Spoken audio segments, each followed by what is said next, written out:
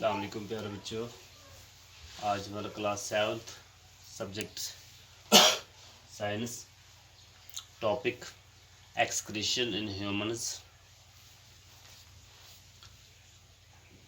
Excretion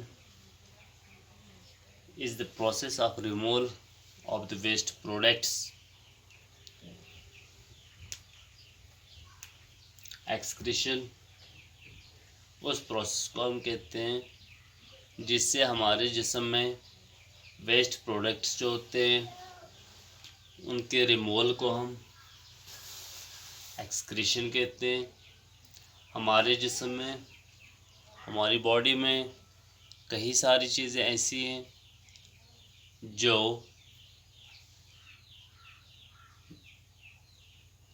कचरे का काम करती है, जो वेस्ट प्रोडक्ट्स होते हैं, जो एक्स्ट्रा प्रोडक्ट्स होते हैं, जिनकी ज़रूरत हमारे जिस्म में नहीं होती है, तो हमारा जिस्म उन चीज़ों को रिमूव करते, उन चीज़ों को बाहर करते, उसको हम एक्सक्रीशन कहते हैं।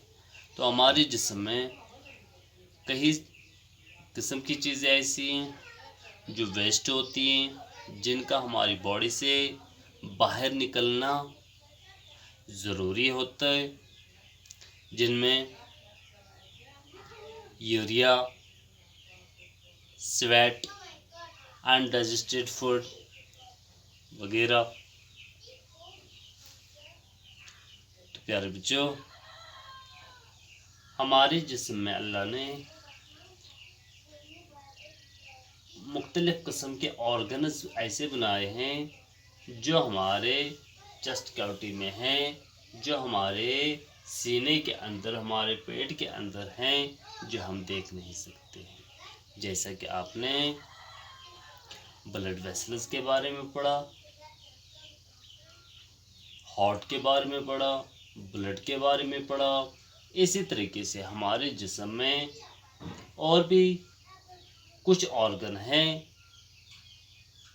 जिनमें लंग्स भी हैं, जिनको हम फेफड़े कहते हैं।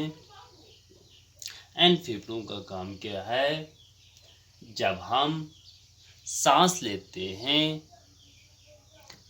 सांस लेते वक्त हम ऑक्सीजन गैस जो है अपने जिस्म में इनहेल करते हैं और कार्बन डाइऑक्साइड गैस को बाहर छोड़ते हैं। तो लंग्स का क्या काम है? Excretion of carbon dioxide, carbon dioxide को हमारे जिस्म से बाहर निकालना। और जिस वक्त हम सांस लेते हैं, जिस वक्त हम ब्रीथिंग करते हैं, उस वक्त हमारे लंग्स में कुछ वाटर वेपर्स भी होते हैं, वाटर वेपर्स पैदा हो जाते हैं, पानी के कतरे बन जाते हैं।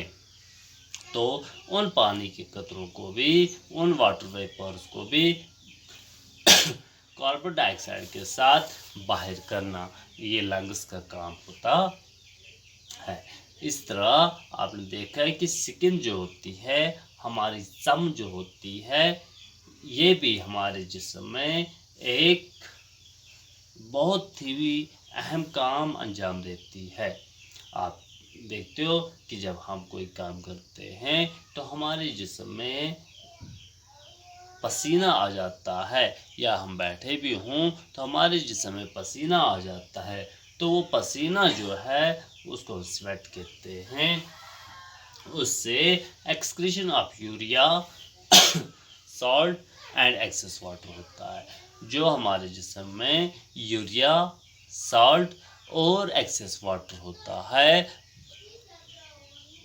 पानी की मिकदार जो है ज़्यादा होती है, उसको वो उस एक्सेस वाटर को, उस सॉल्ट और यूरिया को एक्सक्रीशन करने में स्किन मदद देता है। ये चीज़ें बाहर निकालने में, क्योंकि एक्स्ट्रा होती हैं, इनका काम हमारे जिस्म में नहीं होता है, इनको बाहर करने में स्किन हमें मदद करती है। तो तीसरा जो ऑर्गन हमारे जिस्म में है, तीसरा जो पार्ट हमारे जिस्म का है, ये लार्ज इंटेस्टाइन। आज इसके आप जानते हो हमारे जिस्म में दो किस्म के इंटेस्टाइन्स है, स्मॉल इंटेस्टाइन्स और लार्ज इंटेस्टाइन्स। स्मॉल इंटेस्टाइन्स और लार्ज इंटेस्टाइन्स। लार्ज इंटेस्टाइन्स हम बड़ी अंतरियों को कहते हैं, स्मॉल इंटेस्टाइन्स छोटी अंतरियों को कहते हैं। लार्ज इंटेस्टाइन्स जो हैं ये भी हमारे जिस्म में एक बहुत ही बड़ा काम करते हैं कि जब कभी भी हम गुज़ा खाते हैं, जो गुज़ा अनडाइजेस्टेड होता है, जो गुज़ा हमारे जिस्म जो है इसको ज़रूरत इसकी नहीं होती है, तो वो गुज़ा जो है एक्स्ट्रा जो होता है, या जो गुज़ा हमारे जिस्म को ज़रूरत नहीं हो, या वो गुज़ा जो साफ़ ना हो, जो हज़म ना हुआ हो, तो उस गुज़ा को बाहर करने में लार्ज इंटेस्टाइन जो हैं, बड़ी अंतरियां जो हैं, ये काम करती है। Excretion of faeces through anus. फिर किडनी जो है ये हमारे जिस्म में एक बहुत ही बड़ा काम करती है, एक्सक्रीशन ऑफ यूरिन। जो किडनीज हैं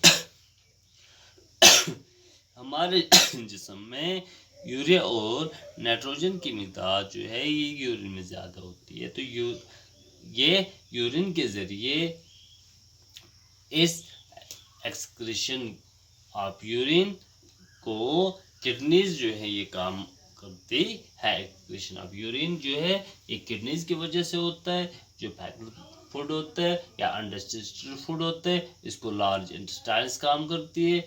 जो यूरिया सॉल्ट और एक्सेस वाटर होता है ये हमारे स्किन के ज़रिए एक्सक्रीशन इसकी होती है। और जो लंग्स होते हैं ये कार्बन डाइऑक्साइड जो गैस है इसको बाहर करने में हमारे जिस्म में एक अहम रोल अदा करते हैं। तो प्यारे बच्चों, तो एक्सक्रीशन सिस्टम इन ह्यूमंस था। तो उम्मीद है कि आपको ये समझ में आया होगा कि किस तरीके से हमारे जिस्म का हर अंग, हर ऑर्गन, हर जुज़ अपना अपना काम जो है बखूबी करता है। अगर इनमें से किसी एक ऑर्गन में भी खराबी आ जाए तो इंसान का जिस्म जो है कमज़ोर पड़ जाता है, इंसान का जिस्म जो है बीमार पड़ जाता है। तो हर ऑर्गन का आपस में एक गहरा ताल्लुक है। तो उम्मीद है आपको ये समझ में आया होगा। बाकी अस्सलाम वालेकुम।